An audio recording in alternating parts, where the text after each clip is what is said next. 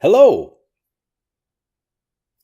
Very good. Practice, practice. Say hello. Give me like a big, a strong voice though. Hello. Ah, okay. So in this video, again, I want to do some more of that practice. People enjoyed that video, the first one. So let me begin with the quick question. How you been? Now you might have given me an interesting response to that. Maybe you remembered what we used before. In the previous video, we were talking about how you been. So how have you been becomes how you been. And the response to that was, I can't complain. I can't complain. So that's maybe kind of good, kind of bad way, but it just means, maybe everything is okay, but you don't want to give a long story about things. So how you been? Okay, so in this video, what I'd like to do is cover something different. I am Drew Badger, the world's #1 English fluency guide, and what we'll be talking about is how to ask someone what are they doing. So it could be right now, what are they doing, or what are they doing in the future? What are their plans? So instead of asking someone like, what will you do on the weekend, or over the weekend, or on Saturday, or something like that, you can say, what are you up to? And listen carefully to how this blends. So what are you up to? What are you up to? So up to meaning doing. What are you up to? What are you up to on Saturday? But listen carefully again to how this blends. What are you up to? What are you up to? And it's even more of like a you. The you becomes ya. What are you up to? What are you up to?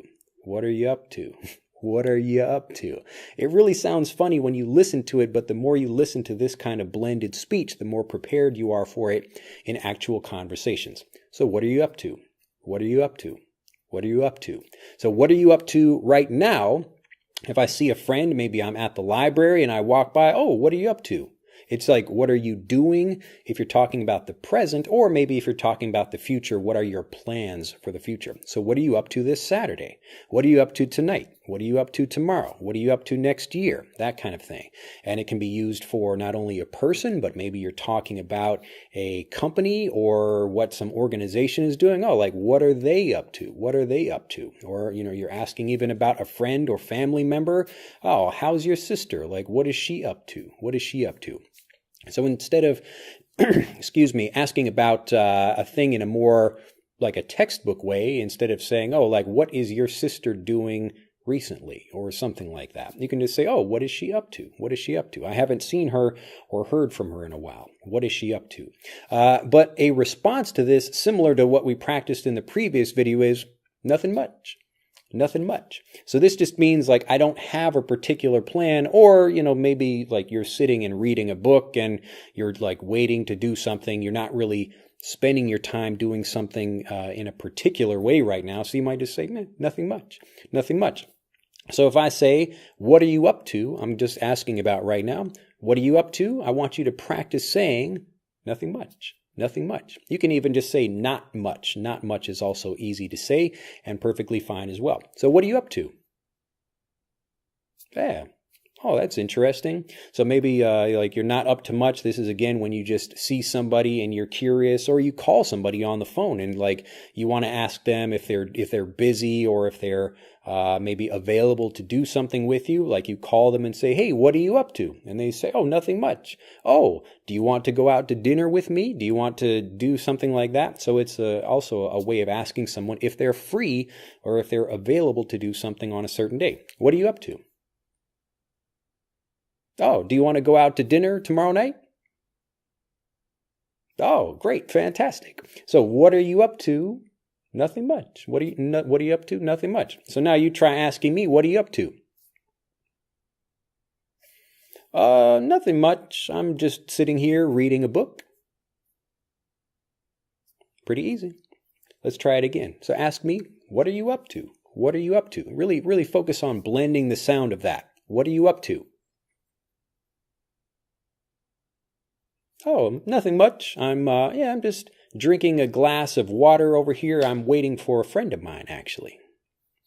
So you can begin that. This is, again, just a way of beginning a conversation, and you can come into something like, oh, I'm doing this, or I'm doing that, or I have this plan or that plan. But it's just a really great native way of doing this. So let me ask you again, what are you up to this Saturday? Now, if you don't have plans, you can just say, "Oh, nothing much," or you can say, "Oh, well, I'm going to a movie." When you're practicing with me something like this, it doesn't really matter what you're saying. The important thing is just that you practice. This is how you develop fluency. And as you learn one phrase like nothing much or not much, then you can begin to add other things in there like nothing much, but, maybe I want to go to the park or I want to do something else. So practice this one more time with me. What are you up to on Saturday? Oh, that's interesting. So very easy. So all you have to do when you're practicing with me, think about this, use these terms, practice with me in this video, watch it a few times, and then actually go out and try asking somebody else. You can type these things if you don't have anybody to practice with right now, or if you're in an actual situation where you can practice with people, just say that to them. What are you up to? What are you up to? How you been? How you been? And then practice with these kinds of responses with people when they ask you. So, what are you up to? What are you up to? Nothing much. Nothing much. So this gives you a way just to pause. You're giving a quick response to someone, but then you can say, "Oh, well, I'm thinking about doing something." So you can give a longer explanation, but it gives you a quick response for people, and then you can practice that. Well, I hope you have enjoyed this video. If you would like me to continue making these, do let me know by liking this video and commenting down in the comment section below. So let me know if you found this interesting and helpful, if you'd like to continue doing it more, if it made you feel more confident. And if it has, again, do like and share this video and become a subscriber to the YouTube channel if you haven't already. Finally, if you'd like to learn more about improving your speaking confidence and fluency, do click on the link in this video to take our free English fluency quiz. You can also click on the link in the description below this video to take that. It will help you focus on what exactly the next step you need to take for your particular situation, whether it's grammar or pronunciation or listening or anything else. We can help you do that absolutely free at EnglishAnyone.com. I look forward to seeing you when you're taking that quiz and to helping you improve your fluency, and to seeing you in the next video. Bye-bye.